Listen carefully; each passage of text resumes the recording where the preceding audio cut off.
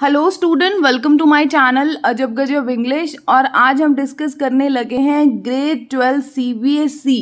ठीक है, इसका एक स्पेशल टॉपिक है राइटिंग का, और वो कौन सा है, जॉब एप्लीकेशन।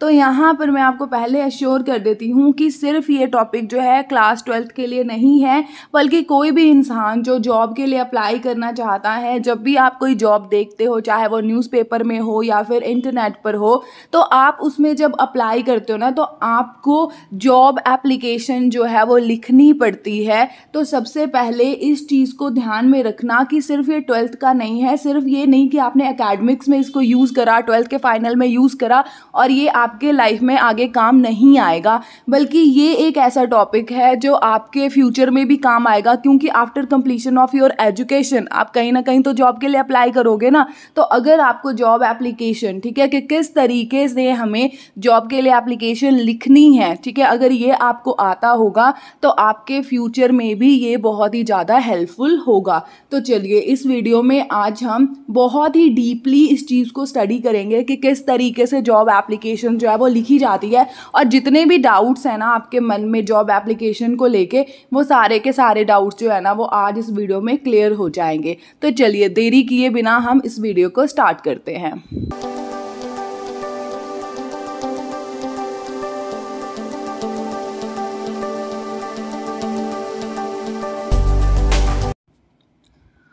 जो पहला क्वेश्चन हमारे माइंड में आता है वो आता है ये कि जॉब एप्लीकेशन होता क्या है। ठीक है, तो हमेशा याद रखना, जॉब एप्लीकेशन क्या होता है, लेटर फॉर अप्लाइंग। ठीक है, जब हम कोई भी एडवर्टाइजमेंट देखते हैं न्यूज़पेपर में या किसी भी वेबसाइट पे regarding any of the job, ठीक है, तो उसके लिए, ठीक है, उसके लिए हम जॉब एप्लीकेशन लिखते हैं। और जॉब एप्लीकेशन होता क्या है, एक लेटर होता है जिसमें हम लिखते हैं कि हम इस पर्टिकुलर पोस्ट के लिए अप्लाई करना चाहते हैं, और उसके साथ हम या तो अपना रिज्यूमे या फिर CV दोनों में से कोई एक अटैच करते हैं। मतलब क्या हो गया बच्चा पार्टी, देखो ये रहा आपका एक लेटर, और उस लेटर के साथ आप इस तरीके से या तो रिज्यूमे या फिर CV जो है वो अटैच कर देते हो। ठीक है, और इन दोनों को इकट्ठा करके आप क्या करते हो, या तो मेल करते हो या फिर क्या करते हो, बाय पोस्ट सेंड कर देते हो एम्प्लॉयर के पास। आगे बात समझ में,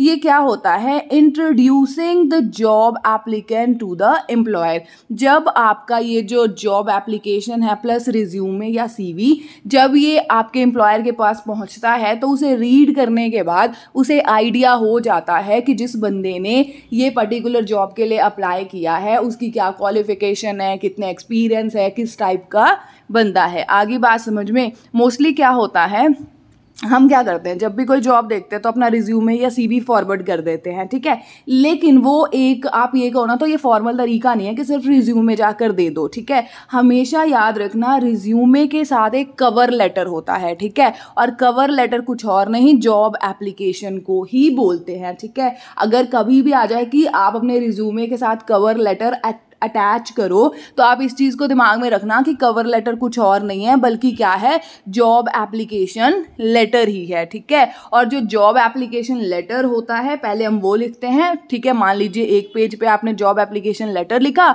और आपका जो CV है इसके साथ दोनों को अटैच करके भेज दिया। आगे बात समझ में, उसके बाद देखो, जो आपका रिज्यूमे है या फिर आपका CV है उसमें क्या होगा, जो जॉब सीकर है, ठीक है, जैसे हम जॉब सीकर है, ठीक है, मान लीजिए कि मैंने कोई एडवर्टाइजमेंट देखी न्यूज़पेपर में, ठीक है, तो जो मेरी इंफॉर्मेशन होगी रिलेटेड विद माय एजुकेशन, ठीक है, एक्सपीरियंस, स्किल्स, ठीक है, वो सारी की सारी हम किस में मेंशन करते हैं, रिज्यूमे या CV में मेंशन करते हैं। टेंशन मत लो बच्चा पार्टी, मैं आपको धीरे धीरे, अभी तो मैं आपको सिर्फ इंट्रोडक्शन बता रही हूँ ना बच्चे कि ये होता क्या है। ठीक है, मैं आपको 1 by 1 कि किस तरीके से आपने जॉब एप्लीकेशन, जो कवर लेटर है वो लिखोगे, ठीक है, किस तरीके से रिज्यूमे हम बनाते हैं, ठीक है, वो सारा का सारा आपको अच्छे तरह से क्लियर करवा दूंगी, बस ध्यान से ना समझते जाओ। ठीक है, फिर देखो आगे क्या कहता है, जो जॉब एप्लीकेशन है, ठीक है, उसके 2 पार्ट्स होते हैं। ठीक है, जॉब एप्लीकेशन के कितने पार्ट्स हो गए, 2 पार्ट्स, एक हो गया आपका कवर लेटर और दूसरा क्या होगा आपका रिज्यूमे या CV।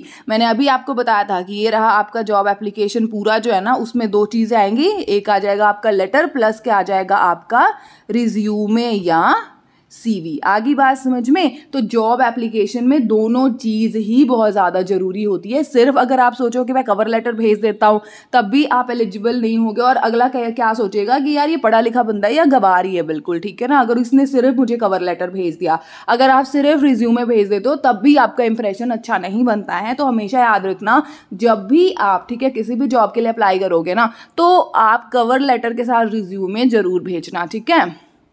फिर देखो आगे क्या है, फिर आगे कहता है एप्लीकेशन लेटर, ठीक है। अब एप्लीकेशन लेटर में हम कवर लेटर जो है, ठीक है, उसके बारे में डिस्कस करेंगे। देखो, this is the cover letter of the application.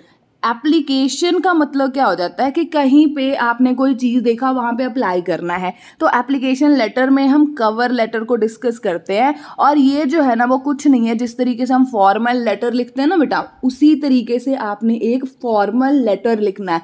Formal letter क्या होता है, मैंने एक स्पेशल वीडियो भी बना रखी है इस टॉपिक पे, डिस्क्रिप्शन में लिंक भी प्रोवाइड कर दूंगी, वो भी देख लेना। बट डोंट वरी, यहाँ पर भी मैं आपको एक आउटलाइन फिर भी समझा देती हूँ, ठीक है। तो सीधी सी बात ये है बच्चा पार्टी कि जब आप किसी भी जॉब के लिए अप्लाई कर रहे हो तो पहले तो एक क्या करोगे, फॉर्मल लेटर लिखोगे, जिसको हम क्या बोलेंगे, कवर लेटर बोलेंगे, ठीक है। और उसके साथ आप अटैच करोगे किसे, अपने रिज्यूमे को। अब देखो, ये रहा आपका कवर लेटर। कवर लेटर जो है आपके फॉर्मल लेटर के जैसा ही है। आपको पता है जब भी हम फॉर्मल लेटर लिखते हैं तो सबसे पहले हम लिखते हैं ना सेंडर का एड्रेस, मतलब हम अपना एड्रेस लिखते हैं, ठीक है जी। उसके बाद हम डेट डाल देते हैं, ठीक है। उसके बाद हम रिसीवर का डेजिग्नेशन और उसका एड्रेस डाल देते हैं, ठीक है। फिर सब्जेक्ट आ गया, फिर आ गया सर और मैम, जो भी आपका सैल्यूटेशन है, ठीक है। और यहाँ पर हम कवर लेटर, ठीक है, कवर लेटर किसका बना रहे हैं, आपके जॉब एप्लीकेशन का, ठीक है। तो यहाँ पर सिर्फ फर्क इसमें होगा बॉडी ऑफ द लेटर में, ठीक है, कि बॉडी ऑफ द लेटर में हम क्या इंक्लूड करेंगे, ठीक है। तो ये आपका हो गया बॉडी ऑफ द लेटर, ठीक है। फिर आ गया आपका कॉम्प्लीमेंट्री क्लोजर, फिर सिग्नेचर, फिर नेम, और यहाँ पे एक चीज लिख देना, क्या, इनक्लोज्ड। मतलब क्या कि इस पर्टिकुलर जो लेटर है ना उसके साथ में अटैच कर रहा हूँ, क्या अटैच कर रहा हूँ, या तो रिज्यूमे या CV, दोनों में से कोई एक लिख देना, जो भी आप अटैच कर रहे होगे, ठीक है। अब आपके दिल में क्वेश्चन आ रहा होगा कि मैम रिज्यूमे और CV क्या होता है, तो डोंट वरी, पहले जॉब एप्लीकेशन को समझ लो, उसके बाद में आपको CV और रिज्यूमे में क्या डिफरेंस होता है ना उसका एक सेपरेट वीडियो बना कर ना आपको अपने चैनल पे अपलोड कर दूंगी, आप देख लेना, आपको सारे के सारे डाउट्स क्लियर हो जाएंगे, ठीक है। अब ध्यान से समझो, ये रहा आपका फॉर्मल लेटर का फॉर्मेट, ठीक है। फॉर्मल लेटर का फॉर्मेट आपको बता दिया, ठीक है। सिर्फ और सिर्फ जो फर्क है, ठीक है ना, वो किस में होता है आपको पता है ना। फॉर्मल लेटर में कितने सारे लेटर होते हैं, letter to editor, letter of inquiry, letter of complain, सारे का सारा का जो फॉर्मेट है ना बच्चा बाटी वो सेम होता है। सिर्फ हम बॉडी ऑफ द लेटर होता है ना वो थोड़ा बहुत हम चेंज कर देते हैं, ठीक है, जिससे हमें ये क्लियर हो जाता है कि ये किस टाइप का लेटर है। आगे बात समझ में। तो अब देखो, बॉडी ऑफ द लेटर किसका, कवर लेटर, उसमें आप क्या लिखते हो, उसमें आप 3 तरीके से, मतलब 3 सब पार्ट करते हो बॉडी ऑफ लेटर को, 3 पैराग्राफ्स में लिखते हो, ठीक है। और देखो, सबसे पहले तो ये है कि आप जो फर्स्ट पैराग्राफ होता है ना वो इसमें ये बताते हो कि आपको इस वैकेंसी के बारे में पता कहाँ से चला, ठीक है, कि आपको ये जो वैकेंसी है जिसके लिए आप अप्लाई करना चाहते हो इसके बारे में आपको पता कहाँ से चला। आपने कोई न्यूज़पेपर की एडवर्टाइजमेंट देखी, या फिर आपने कोई सोशल मीडिया पे देखा, या फिर naukri.com, monster.com से आपको इस जॉब के बारे में पता लगा, या आपके किसी फ्रेंड ने रिकमेंड करा, या उस पर्टिकुलर जो कंपनी है या फिर ऑर्गेनाइजेशन है उसके किसी एम्प्लॉय ने आपको बताया। तो वो आपने सोर्स जो है ना कि कहाँ से आपको इस जॉब के बारे में पता लगा, सबसे पहले आप वो बताते हो, ठीक है। उसके बाद आप इस चीज़ का आंसर देते हो कि आप इस पर्टिकुलर जॉब के लिए क्यों सुटेबल हो, ठीक है।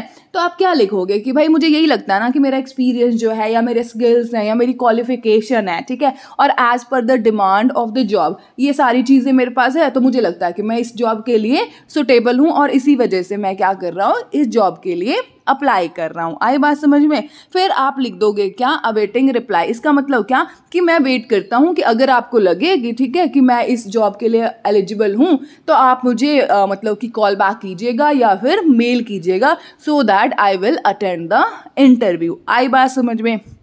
यही होता है बच्चे बॉडी ऑफ द लेटर में। सबसे पहले तो हम सोर्स मेंशन कर देते हैं कि हमें कहाँ से पता चला इस पर्टिकुलर जॉब के बारे में, फिर हम बताते हैं कि हमें क्यों लगता है कि हम इस जॉब के लायक हैं, ठीक है। फिर हम बताते हैं क्या कि हम जो हैं आपके रिस्पॉन्स का वेट कर रहे हैं। उसके बाद आपको पता ही है थैंकिंग यू, योर्स ट्रूली, फिर नेम लिख दो, सिग्नेचर्स कर दो।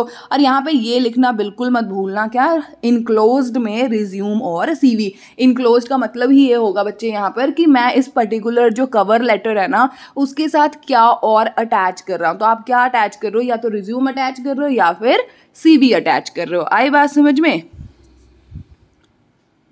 अब देखो यहाँ पर मैंने आपके लिए एक एग्जाम्पल सेट करा है, ठीक है, जिससे आपको और हेल्प हो जाएगी जब भी आप कवर लेटर बना रहे हो ना उसको लिखने में, ठीक है। अब देखो सबसे पहले हमने अपना एड्रेस लिखा, तो मैंने यहाँ पे लगा दिया #123 मॉडल टाउन पणजी गोवा। तो यहाँ पर आप अपना एड्रेस 3 लाइन फॉर्मेट में लिख लेना, ठीक है, अच्छे से सुंदर सुंदर। उसके बाद आप डेट डाल देना, ठीक है। आज कितना है, 28 सितंबर है, ठीक है। तो यहाँ पे मैंने लिख दिया 28 सितंबर 2022। हमेशा याद रखिएगा कभी भी इस तरीके से जैसे हम लिखते हैं ना ये डैश डैश और ये स्लैश वाला, ऐसे करके डेट मत लिखना बच्चे, ये बहुत ही बुरा लगता है और ये बिल्कुल भी आप कह सकते हो एक्सेप्टेबल नहीं होता है एज पर द इंग्लिश, ठीक है। तो आप सीधी सी बात है इस तरीके से प्रॉपर डेट लिख देना। फिर आप क्या लिखोगे, द, उसके बाद द के बाद डेजिग्नेशन लिखोगे। जैसे हम एडिटर को लिखते हैं तो लिखते हैं ना द एडिटर। अगर आप किसी कंपनी के मैनेजर को लिख रहे हो, ठीक है, जॉब के लिए, तो आप लिख दोगे the HR manager, marketing manager, ठीक है। अगर आप किसी स्कूल में अप्लाई कर रहे हो तो द प्रिंसिपल, द डायरेक्टर, इस तरीके से लिख दोगे। फिर कंपनी नेम या फिर ऑर्गेनाइजेशन नेम, ठीक है। जैसे अगर आप DPS में अप्लाई कर रहे हो तो क्या लिखोगे, the principal, Delhi public school. उसके बाद आप उसका एड्रेस डाल दोगे यहाँ पर। आई बात समझ में कि नहीं आई। अब देखो job application for the post of, ठीक है। अब सब्जेक्ट में आप सीधा मेंशन कर देना कि मैं किस पोस्ट के लिए अप्लाई करना चाहता हूँ। तो यहाँ पे चाहे अकाउंटेंट लिख दो, चाहे आप मैनेजर लिख दो, सेल्स मैनेजर लिख लो, PGT इंग्लिश टीचर लिख लो, TGT इंग्लिश टीचर लिख लो, PRD टीचर लिख लो, ठीक है। या फिर जो भी आपको जिस पर्टिकुलर जॉब के लिए आप अप्लाई कर रहे हो ना उस पर्टिकुलर जॉब का यहाँ पर आपने पोस्ट का नेम लिख देना है। आई बात समझ में। फिर आ जाते हैं डियर सर और मैडम। अब आपके दिल में क्वेश्चन होगा कि मैम आपने सर/मैडम क्यों लिखा है। देखो इफ यू आर अवेयर, ठीक है, अगर आपको ये पता है कि जो उस पर्टिकुलर जिस बंदे को मैं लेटर लिख रहा हूँ अगर वो मेल है तब तो आप सर लिख दो, अगर आपको पता है कि वो फीमेल है तो आप मैडम लिख लो। लेकिन अगर आपको नहीं पता है कि वो बंदे का जो जेंडर है वो मेल है या फीमेल है तो आप हमेशा डियर सर/मैम कर देना, ठीक है, मैडम लिख देना। क्योंकि पता है क्या होता है, जब हम किसी को, अगर मान लो कि कोई फीमेल है सामने, ठीक है, और अगर आपने उसको लिख दिया ना डियर सर, तो बंदा ये समझता है, वो अपनी बेइज्जती महसूस कर जाता है। ये बात आप ध्यान से समझ लो, ठीक है। तो हमें जब नहीं पता हो कि सामने वाले बंदे का जेंडर क्या है ना तो आप सीधा क्या है डियर सर और मैडम लिख देना। आई बात समझ में। फिर आ जाता है बॉडी ऑफ द लेटर।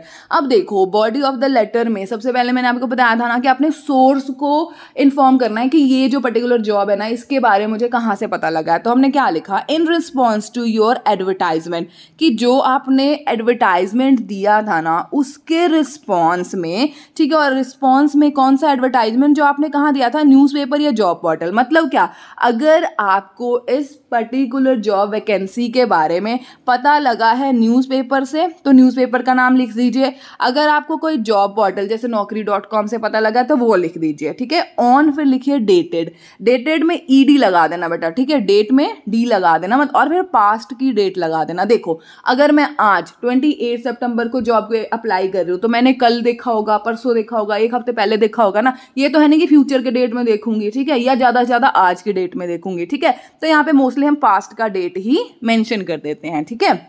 देखो हमने स्टार्ट किया कहाँ से कि in response to your advertisement, कि जो आपने एडवर्टाइजमेंट दिया था, कहाँ दिया था भाई, न्यूज़पेपर में दिया था, नेम ऑफ द न्यूज़पेपर लिख दिया हमने, ऑन कौन से डेट को दिया था, उस डेट का, ठीक है। और मैं अप्लाई करना चाहता हूँ for the post of this, ठीक है, कि आपने जो एडवर्टाइजमेंट दिया था न्यूज़पेपर में इस डेट को इस पर्टिकुलर जॉब के लिए, ठीक है, उस पर्टिकुलर जॉब को मैं अप्लाई करना चाहता हूँ। क्यों चाहता हूँ भाई? क्योंकि मुझे ऐसा लगता है जो मेरा एक्सपीरियंस है, क्वालिफिकेशंस हैं और स्किल्स हैं, ठीक है, वो जो जॉब है, ठीक है, उसमें जो डिस्क्रिप्शन प्रोवाइड करी गई थी उसके अकॉर्डिंग मुझे लगता है कि मेरे पास वो सारी चीज़ें हैं और मैं इस पर्टिकुलर जॉब के लिए क्या हूँ, सुटेबल हूँ। आई बात समझ में कि नहीं आई? बच्चा पार्टी ध्यान से समझो, ठीक है। सबसे पहले हम बता रहे हैं in response to your advertisement कि जो आपने मतलब एडवर्टाइजमेंट दिया था ना न्यूज़पेपर में इस डेट को, इस पर्टिकुलर पोस्ट को, उसके रिस्पॉन्स में मतलब मुझे वहाँ से पता लगा है इस पर्टिकुलर जॉब के बारे में, ठीक है।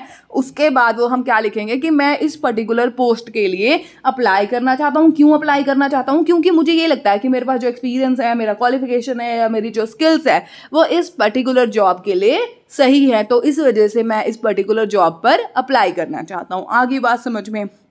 उसके बाद देखो फिर आगे हम क्या लिखते हैं, kindly consider my resume enclose with the letter, ठीक है, कि मैंने अपना जो रिज्यूमे है, ठीक है, वो इस पर्टिकुलर लेटर के साथ अटैच किया है, तो कृपया उसे देखें और मुझे बहुत ही ज़्यादा खुशी होगी कि अगर आप मुझे अपने ऑर्गेनाइजेशन में काम करने का एक मौका देंगे, ठीक है। उसके बाद हम लिख देंगे थैंकिंग यू, फिर योर्स ट्रूली, फिर आप नेम के ऊपर आपको पता है इस तरीके से सिग्नेचर कर देना और यहाँ पर लिख देना क्या, एनक्लोज्ड रिज्यूमे। आई बात समझ में या नहीं आई? आई होप कि आपको फॉर्मल लेटर की तरह ही जो कवर लेटर बनता है उसे बनाना आ गया होगा। कभी भी बच्चे ये नहीं कि सिर्फ आप 12th क्लास के फाइनल बोर्ड में बैठे हो तभी आप इस तरीके से लाइफ में कभी भी आप जॉब के लिए अप्लाई करना ना, तो कवर लेटर के साथ अपना रिज्यूमे या सीवी भेजना, ठीक है। और कवर लेटर कैसे लिखते हैं वो मैंने आपको अच्छे तरीके से समझा दिया है।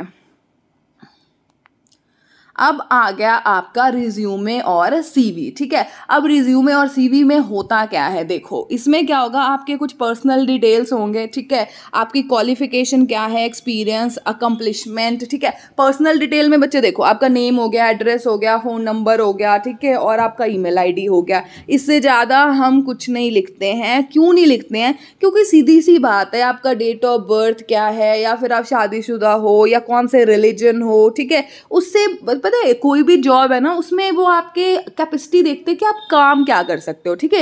ये नहीं देखते हैं भाई कि तुम कैसे हो, क्या हो, तुम्हारा फैमिली खानदान क्या है। अगर आप काम कर सकते हो तो वो आपको रखेंगे, अगर आप नहीं कर सकते हो तो वो आपको नहीं रखेंगे। आई बात समझ में? तो पर्सनल डिटेल ये हो गया। फिर हम लिख देते हैं क्या, क्वालिफिकेशन, कि हमारी जो हाईएस्ट क्वालिफिकेशन है ना वो क्या है। कभी ये मत शुरू कर देना कि मैंने 10th करा, फिर 12th करा, फिर ग्रेजुएशन करा, फिर पोस्ट ग्रेजुएशन। अगर मैं आपको कहूँ कि मेरी हाईएस्ट क्वालिफिकेशन जो है एमफिल इन इंग्लिश है, ठीक है, तो अब आपको अगर मैं ये कह रही हूँ कि मैंने एमफिल किया हुआ है इंग्लिश में, तो इसका मतलब क्या है कि ऑब्वियस सी बात है मैंने 10th भी पढ़ा होगा, 12th भी, ग्रेजुएशन, पोस्ट ग्रेजुएशन सभी करा होगा, तभी तो मैंने एमफिल करी ना यार। अगर मैं आपको कहूँ कि मैंने 10th भी करा, 12th भी करा, तो बेवकूफ़ी ही है। किसी से अगर हम पूछते भी हैं तो हम क्या पूछते हैं, जी आपकी क्वालिफिकेशन क्या है, तो वो क्या बताता है, यही बोलता है ना कि मैं ग्रेजुएट हूँ जी, मैं पोस्ट ग्रेजुएट हूँ जी। ये तो नहीं बोलता है कि मैं 10th पास किया जी, फिर 12th पास किया। आगे बात समझ में? तो वैसे टाइम फालतू में बिल्कुल भी बर्बाद मत करना। आगे बात समझ में? फिर आ जाता है आपका एक्सपीरियंस, जो भी आपका वर्किंग एक्सपीरियंस है वो सारा आप मेंशन कर देते हो।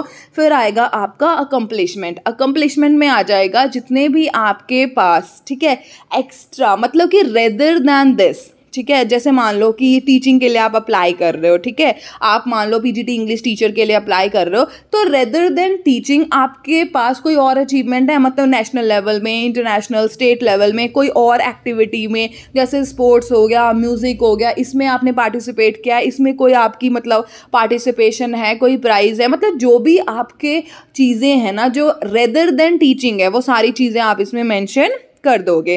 फिर आप अपने स्किल्स लिख देना कि ये सारे मेरे में स्किल्स हैं जी। उसके बाद लैंग्वेज, ठीक है, कि मैं ये लैंग्वेज जो है बोल भी सकता हूँ, लिख भी सकता हूँ, पढ़ भी सकता हूँ। आगे बात समझ में? उसके बाद होता है क्या, रेफरेंस। रेफरेंस होता है बच्चे जब हम ये इफ़ रिक्वायर्ड लिखा हुआ है, मतलब अगर आपको ये कहा जाए कि आपने रिज्यूमे में या सीवी में रेफरेंस मेंशन करना है तभी मेंशन करना, अदरवाइज कोई ज़रूरत नहीं है।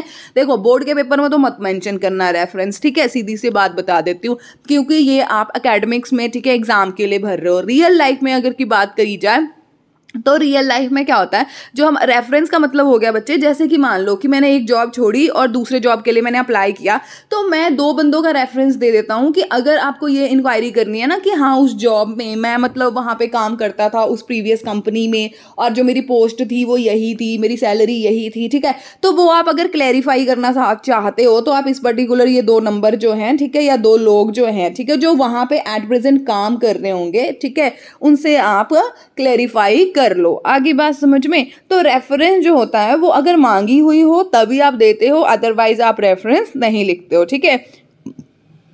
उसके बाद लास्ट पे आ जाता है आपका डिक्लेरेशन। डिक्लेरेशन में क्या होता है, हम ये लिखते होते हैं कि जो भी मैंने ऊपर इन्फॉर्मेशन, ठीक है, चाहे जैसे पर्सनल डिटेल है, क्वालिफिकेशन, एक्सपीरियंस, अकॉम्प्लिशमेंट, जो भी है ना, जितनी भी डिटेल मैंने लिखी है अपने रिज्यूमे या सीवी में, वो सारी की सारी जो है ना वो करेक्ट है, ठीक है। और अगर आपको लगे कि इसमें से कोई भी इन्फॉर्मेशन इनकरेक्ट है तो you can directly ask me. और अगर आपको ये भी लगता है कि मैंने आपको कोई गलत सर्टिफिकेट प्रोवाइड किया है तो आप उसके अकॉर्डिंग एक्शन ले सकते हो। तो जो पर्सनल डिक्लेरेशन होती है ना वो हम प्रोवाइड कर देते हैं। आई बात समझ में? अब देखो यहाँ पे मैंने इस तरीके से रिज्यूमे का और या फिर सीवी का फॉर्मेट भी बना दिया है। अगर देखो यहाँ पर मैं नेम मेंशन करना शुरू कर देती हूँ, ठीक है, तो नेम मैंने मेंशन कर लिया हर्षिता, ठीक है, और एड्रेस बता दिया मैंने 1234 पणजी गोवा, ठीक है, फिर कॉन्टैक्ट नंबर में बता दिया 988888 ऐसे करके, ठीक है, ईमेल आईडी बता दिया xyz@gmail.com। एकेडमिक क्वालिफिकेशन आपको बताया था हाईएस्ट और प्रोफेशनल क्वालिफिकेशन ही लिखनी है। Work experience, last job file, इसमें क्या करोगे आप, सीधी सी बात है, जिस तरीके से आपके जॉब्स थे, ठीक है, उस तरीके से आप मेंशन कर दोगे कि मैं यहाँ पे काम करता था, इस पर्टिकुलर पोस्ट पे काम करता था, इस डेट से इस डेट पे मैंने काम किया, उस तरीके से आप लिख दोगे। अकम्पलिशमेंट में जो है वो आप सारे अपने एक्स्ट्रा जो डिटेल्स हैं वो सारे के सारे मेंशन कर दोगे। स्किल्स लिख दोगे, लैंग्वेज लिख दोगे, फिर 2 रेफरेंस डाल देना अगर रिक्वायर्ड है तो। उसके बाद डिक्लेरेशन वाली लाइन यहाँ पे मैंने मेंशन कर दी है, I do hereby certified that the information given above is true to the best of my knowledge and ability. ऐसा करने के बाद आप जो इस तरफ, ठीक है, अगर आप देख रहे हो यहाँ पे तो डेट डाल देना जब आप अप्लाई करने लगे उस दिन का। उसके बाद यहाँ पर अगर आप राइट साइड कॉर्नर में देखो तो क्या है, सिग्नेचर, खुद के सिग्नेचर कर देना। आई बात समझ में? इसका स्क्रीनशॉट ले लो, आपको हेल्प हो जाएगी। उसके बाद देखो tips for writing job application. अब मैं आपको कुछ टिप्स और ट्रिक्स भी बता देती हूँ जिससे आपका रिज्यूमे और यू कैन से दैट की cover letter along with resume together become job application, जो सबसे अच्छा बन जाएगा। तो उसके लिए क्या करना, प्रेजेंटेशन इज इम्पॉर्टेंट। जो आपका फॉर्मेट है ना बच्चा पार्टी, उस पर स्टिक रहना। ये नहीं कि फॉर्मल लेटर लिखना आपने इनफॉर्मल लिख दिया, ठीक है, और सीक्वेंस जो है वो तोड़ दिया, वो सारा फिर ना जुलूस निकल जाएगा। तो फॉर्मेट को जरूर फॉलो करना, लाइंस छोड़ते रहना हर पैराग्राफ के बाद, ताकि क्या है हर चीज़ क्लियर दिखे, ठीक है। उसके बाद पर्सनल डिटेल, ठीक है, आपका रिलीजन क्या है, कास्ट क्या है, आपके भाई बहन क्या करते हैं, भाई ये सारी चीज़ें जो है ना वो अवॉइड करना। उन्होंने आपको जॉब देनी है, आपकी एबिलिटी के लिए जॉब देनी है, ना कि आपके खानदान को जॉब देनी है, ठीक है, और ना इस वजह से कि आप किस रिलीजन और किस कास्ट से बिलोंग करते हो, ठीक है। फिर क्या कहता है वर्ड लिमिट, जो 150 से 200 वर्ड होते हैं एग्जाम में, उस चीज़ से ज़्यादा बिल्कुल भी मत बढ़ना, ठीक है ना, क्योंकि अगर उससे ज़्यादा बढ़ोगे मतलब क्या, आप फालतू लिखोगे। आगे बात समझ में? उसके बाद क्या कहता है, स्पेलिंग और ग्रामर जो है वो बहुत अच्छे से चेक करके लिखना, ठीक है, ये नहीं कि स्पेलिंग मिस्टेक करना शुरू कर दो, ठीक है। और कोई भी चीज़ आपको लगे कि इम्पॉर्टेंट है, ठीक है, तो उसको पेंसिल से अंडरलाइन कर लेना, पेंसिल और स्केल की हेल्प से इन द एग्ज़ाम। और अगर आप रियल लाइफ में रिज्यूमे और कवर लेटर बना रहे हो तो आप ऑब्वियस सी बात है, जैसे हम करते हैं ना, बोल्ड लेटर में लिख लेते हैं, ठीक है, इटैलिक्स यूज़ कर लेते हैं, इस तरीके से आप बना सकते हो, ठीक है। उसके बाद do not use informal language. I have told you also, informal तो नहीं होना भाई। आप जॉब के लिए अप्लाई कर रहे हो तो आप इनफॉर्मल कैसे होगे, आपको फॉर्मल ही रहना पड़ेगा। आई होप कि आपको जॉब एप्लीकेशन क्या होती है, कवर लेटर कैसे लिखना है, ठीक है, रिज्यूमे आपने कैसे बनाना है, वो अच्छे से क्लियर हो गया। चलिए अब आपके सामने एक क्वेश्चन है, ठीक है, क्वेश्चन पहले समझाती हूँ फिर उसका आंसर बनाते हैं, ठीक है, तो आपकी प्रैक्टिस भी हो जाएगी। देखो क्या कहता है, एक एप्लीकेशन, ठीक है, एप्लीकेशन आपने लिखनी है किसके लिए, अकाउंटेंट की पोस्ट है। आगे बात समझ में, कौन सी कंपनी है? पायनीर प्राइवेट लिमिटेड, ठीक है, हैदराबाद। ठीक है, आपने एक न्यूज़पेपर में एडवर्टाइजमेंट देखा है, कौन से न्यूज़पेपर में? द टाइम्स ऑफ इंडिया, 21 सितंबर को आपने देखा है, तो आपने उसके लिए अब अप्लाई करना है। आ गई बात समझ में या नहीं?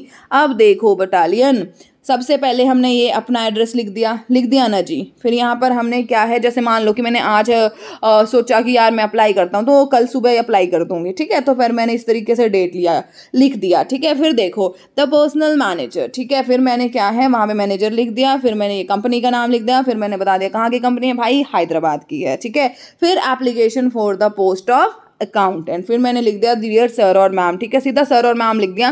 क्यों? क्योंकि मुझे नहीं पता भाई कि जो ये कंपनी है ना उसका जो मैनेजर है वो मेल है या फीमेल है। आगे बात समझ में? अब देखो यहाँ पर मैं शुरू करती हूँ। In response to your advertisement in, कौन सा न्यूज़पेपर था? Times of India. कौन सी डेट पे था बच्चा बाटी? 21 सितंबर का था, लिख दिया। जॉब टाइटल यहाँ पे क्या आ जाएगा? अकाउंटेंट आ जाएगा। बाकी चीज़ें as it is copy paste कर लेना, पेपर में आधा नंबर भी नहीं कटेगा, ठीक है। उसके बाद हमने लिख दिया कि भाई मुझे लगता है कि मेरे पास जो भी क्वालिफिकेशन है सब कुछ वो इस पोस्ट के लिए सुटेबल है, तो कृपया मुझे एक बार चांस दे। उसके बाद मैंने लिख दिया कि मैं इसके साथ क्या अटैच कर रही हूँ, अपना रिज्यूमे अटैच कर रही हूँ। आई बात समझ में या नहीं? देखो ये लो, इसका स्क्रीनशॉट भी ले लो, ठीक है। उसके बाद ये जो फिल इन द ब्लैंक्स है ना उसको भर लेना बस, ठीक है, आराम से, और बहुत ही अच्छे तरीके से आपका कवर लेटर बन जाएगा, ठीक है। उसके बाद देखो अब ये आ गया रिज्यूमे। वहाँ पे लिखा है ना हमने कि हम रिज्यूमे अटैच कर रहे हैं, तो ये इस तरीके से मैंने फॉर्मेट दे दिया, इसमें बस नाम भर दो। वहाँ पे क्या था? निपुण था ना, तो निपुण का सारा एड्रेस वगैरह सब कुछ भर डालो। आगे बात समझ में या नहीं आई? आई होप कि आपको ये वाला जो सेशन है आज का, जिसमें हमने क्या सीखा, जॉब एप्लीकेशन, कि किस तरीके से जॉब एप्लीकेशन जो है वो हम बनाते हैं, जॉब एप्लीकेशन के कौन कौन से पार्ट हैं, ठीक है। मैं एक बार फिर से एक रीकैप दे देती हूँ बच्चे। देखो जॉब एप्लीकेशन के 2 पार्ट्स हैं, एक आपका कवर लेटर और दूसरा रिज्यूमे। कवर लेटर कुछ नहीं है, एक फॉर्मल लेटर लिखना है आपने, और जिसमें आपने मेंशन क्या करना है कि आपको कहाँ से इस पोस्ट के बारे में पता लगा, क्यों आप सुटेबल हो, और आप जो है पॉजिटिव रिस्पॉन्स की वेट कर रहे हो। उसके साथ एक आप रिज्यूमे या CV अटैच कर दोगे, ठीक है। और ये रहा आपका फॉर्मल लेटर, और यू कैन से दैट जो कवर लेटर है ना उसका फुल फ्लेज फॉर्मेट, जिसमें मैंने आपको बॉडी ऑफ द लेटर बहुत ही अच्छे तरीके से लिख कर दे दिया है। आप इसको स्ट्रिक्टली फॉलो करना। सिर्फ यहाँ पर ये देखो, एक ये और एक ये, यहाँ पर सिर्फ आपने भरना है as per the question paper, और ये वाला फिल इन द ब्लैंक्स भरना है और ये वाला फिल इन द ब्लैंक्स भरना है, और आपका कवर लेटर जो है ना वो फुल फ्लेज तैयार हो जाएगा बिना किसी ग्रामेटिकल और स्पेलिंग मिस्टेक के, ठीक है। उसके बाद आपको बता दिया कि रिज्यूमे में क्या क्या चीज़ें होती हैं, CV में। उसके बाद मैंने ये आपको रिज्यूमे और CV का फॉर्मेट भी बता दिया है, ठीक है। उसके बाद ये रहा आपको टिप्स भी बता दिए कि भाई आपने किस तरीके से लिखनी है, और ये हमारा प्रैक्टिस का क्वेश्चन है, तो इसको आप लिख कर देखो। यहाँ पे ये तो मैंने आपको बता दिया कवर लेटर किस तरीके से लिखना है, ये, और ये रहा रिज्यूमे। इसकी प्रैक्टिस करना अच्छे से इस पर्टिकुलर क्वेश्चन को, ये आपका होमवर्क है। आई होप कि आपको ये पर्टिकुलर टॉपिक जो है ना वो बहुत अच्छे से समझ आ गया होगा। नेक्स्ट जो आपके माइंड में क्वेश्चन है कि मैम CV क्या होता है, रिज्यूमे क्या होता है, ठीक है। आपको ये तो पता है कि दोनों के दोनों जॉब के लिए अप्लाई होते हैं, कब आप CV लिखते हो, कब आप रिज्यूमे लिखते हो, ठीक है। एक नेक्स्ट जो इस पर्टिकुलर वीडियो के बाद एक पर्टिकुलर नेक्स्ट वीडियो बनाऊंगी ना, उसमें इस पर्टिकुलर क्वेश्चन का आंसर दूंगी कि CV आपने कब लिखना है, रिज्यूमे आपने कब लिखना है, ठीक है ना। और इसमें मैं इंक्लूड बायोडाटा को भी कर दूंगी, क्योंकि बच्चों में ना काफ़ी कन्फ्यूजन है कि बायोडाटा और CV रिज्यूमे, ठीक है, ये सारे में वो कन्फ्यूज हो जाते हैं। तो इन तीनों पर्टिकुलर टॉपिक का एक पर्टिकुलर वीडियो बना के इस वीडियो के बाद अपलोड कर दूंगी, उसे अच्छे से देख लेना, लाइफ में कभी भी गलती नहीं करोगे। आई बात समझ में? अगर आपको लगे कि मेरे चैनल पे आकर आपने कुछ नया सीखा और आपको आपका टाइम वेस्ट नहीं हुआ यार, ठीक है, तो मेरे चैनल को लाइक शेयर और सब्सक्राइब जरूर करना। और हमेशा याद रखना, जब भी कोई चीज़ पढ़ते हो तो उसे प्रैक्टिकल लाइफ में यूज़ करना, अच्छी चीज़ें हमेशा, ठीक है। और जब भी, क्योंकि आप जितना भी यूज़ करते हो ना लाइफ में, जैसे जॉब एप्लीकेशन ही है, ठीक है, आप 12th में हो अभी, ठीक है, और जॉब एप्लीकेशन आपको लिखना आ गया, आपके घर में बड़े भाई बहन होंगे तो आप उनको भी हेल्प करना कि अरे आप ऐसे लिख सकते हो, ठीक है। तो ऑब्वियस सी बात है, नॉलेज तो तभी है ना यार जब आप उस चीज़ को स्प्रेड करो, उससे आप किसी के अच्छे के लिए हेल्प करो, ठीक है। Thank you so much. हमेशा खुश रहना, मुस्कुराते रहना।